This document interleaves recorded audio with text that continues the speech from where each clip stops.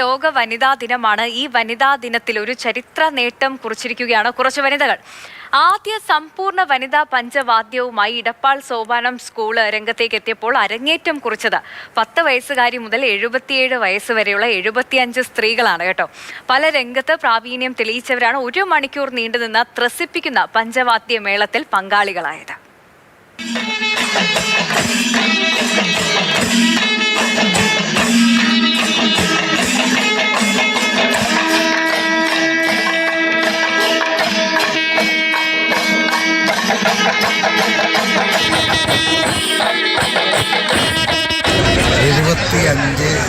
സ്ത്രീകൾ 7 വയസ്സ് മുതൽ 75 വയസ്സ് വരെ പങ്കെടുത്ത പഞ്ചവാദ്യം ലോകത്തിൽ തന്നെ സ്ത്രീകൾ മാത്രം പങ്കെടുത്ത ഒരു പഞ്ചവാദ്യം ആദ്യമായിട്ടാണ് ഞാൻ കാണുന്നത്, കേൾക്കുന്നത്. മറ്റേപോലെ ഉണ്ടായിട്ടാവുന്ന മറ്റൊരു ചരിത്രം. അതുകൊണ്ട് തന്നെ കേരളത്തിൽ ഇവിടെ ജാതി മത വർണ്ണ വർഗ ലിംഗ വ്യത്യാസമില്ലാതെ അങ്ങനെയാണ് ഇവിടെ ആൾക്കാർ വരുന്നതും പങ്കെടുക്കുന്നതും പഠിക്കുന്നതും. അപ്പം അങ്ങനെ ഒരു പഠന കേന്ദ്രം കേരളത്തിൽ ഉണ്ടായിരുന്നത് മലപ്പുറം ജില്ലയിലെ എടപ്പാൾ കർണാടകത്തിൽ അങ്ങനെ ഒരു പഠന കേന്ദ്രം ഉണ്ടായി വന്നു എന്നുള്ളത് ഏറ്റവും വലിയ മഹത്തായ കാര്യം.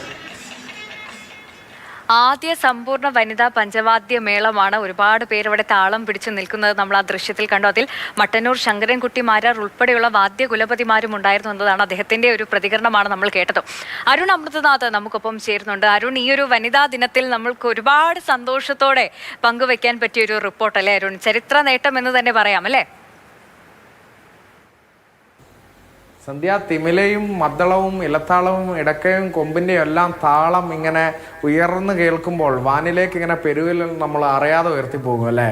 അങ്ങനെ മൊത്തത്തിലൊരു ആവേശമുയർത്തിയ ഒരു ആഘോഷം എന്നൊക്കെ വിശേഷിപ്പിക്കാവുന്ന തരത്തിലൊരു പഞ്ചവാദ്യ മേളത്തോടെ ഒരു റെക്കോർഡും പിറന്നിരിക്കുകയാണ്. ചരിത്രത്തിലെ ആദ്യ സമ്പൂർണ്ണ വനിതാ പഞ്ചവാദ്യമാണ് എടപ്പാളിൽ നടന്നത്. അതൊരു റെക്കോർഡായി മാറുന്നത് മാർച്ച് 8 വനിതാ ദിനത്തിൽ കൂടിയാണ്. സോപാനം സ്കൂൾ ഓഫ് പഞ്ചവാദ്യമാണ് ഇത്തരത്തിലൊരു പുതിയ നാഴികക്കല്ല് കൂടി ഈ വനിതാ ദിനത്തിൽ നടത്തിയിരിക്കുന്നത്, പിന്നിട്ടിരിക്കുന്നത്. അതായത് നമുക്ക് വനിതാ ദിനത്തിൽ ഒരുപാട് മാതൃകകൾ നമ്മൾ കാണാറുണ്ട്, വനിതാ മോഡലുകൾ നമ്മൾ കാണുന്നുണ്ട്. അതിലേക്ക് ഒരു അധ്യായം കൂടി ചേർത്തിരിക്കുകയാണ് എന്നുള്ളത് കൂടിയാണ്. 75 പേരടങ്ങുന്ന സംഘമാണ് ഈ പഞ്ചവാദ്യത്തിന് പിന്നിൽ. സോപാനം സ്കൂളിൻ്റെ മിടുക്കിമാർ തൊട്ട് 10 വയസ്സുള്ള കുട്ടികൾ തൊട്ട് 77 വയസ്സുള്ള അമ്മ വരെ അതിലുണ്ട് എന്നുള്ളതാണ്. അവരുടെയൊക്കെ ഒരു ഊർജ്ജവും അത്ര വൈബ്രൻ്റ് ആയിട്ടുള്ള അവരുടെ ഒരു പ്രകടനമൊക്കെ കാണുമ്പോൾ നമ്മൾ ആ ഒരു മണിക്കൂർ 1.5 മണിക്കൂർ നേരത്തേക്ക് ബാക്കി എല്ലാം മറക്കും എന്നുള്ളത് തന്നെയാണ്. അതിൽ ഒരു ഒരുമയുടെ സന്ദേശമുണ്ട്, ഐക്യത്തിൻ്റെ സന്ദേശമുണ്ട്, ഒരു നിശ്ചയദാർഢ്യത്തിൻ്റെ സന്ദേശമുണ്ട്. അവരുടെ കാലങ്ങളായുള്ള അവരുടെ പരിശ്രമത്തിൻ്റെ കൂടി ഫലമാണ്.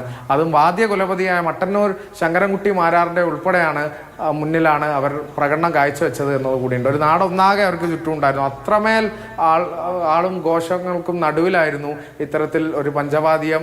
അതെല്ലാം മറന്ന ആ താളത്തിനൊപ്പം ഒരു ജനത ഉൾപ്പെടെ അങ്ങനെ പെരുവിരൽ ഉയർത്തിക്കൊണ്ടേയിരുന്നു എന്നുള്ളതാണ്. അപ്പോൾ ഈ താളമൊക്കെ ഇനിയും ഉയർന്നു കേൾക്കട്ടെ, ഇനിയും നാഴികക്കല്ലുകൾ വനിതകൾ പിന്നിടട്ടെ. തീർച്ചയായും അത് തന്നെയാണ് ഈ വനിതാ ദിനത്തിൽ നമുക്ക് പറയാനുള്ളത്. എന്തായാലും 75 വനിതകൾ അവരുടെ അരങ്ങേറ്റം കുറിച്ചത് ഈ ഒരു വനിതാ ദിനത്തിലാണ്. ഈ പഞ്ചവാദ്യ മേളമൊക്കെ നമ്മൾ മലയാളികൾ എപ്പോഴും ആസ്വദിക്കുന്നതാണ്. പക്ഷേ സമ്പൂർണ്ണമായും സ്ത്രീകൾ മാത്രമുള്ള ഒരു പഞ്ചവാദ്യ മേളം ആദ്യമായിട്ടാണ് മലപ്പുറത്താണ് അത് അരങ്ങേറിയത്.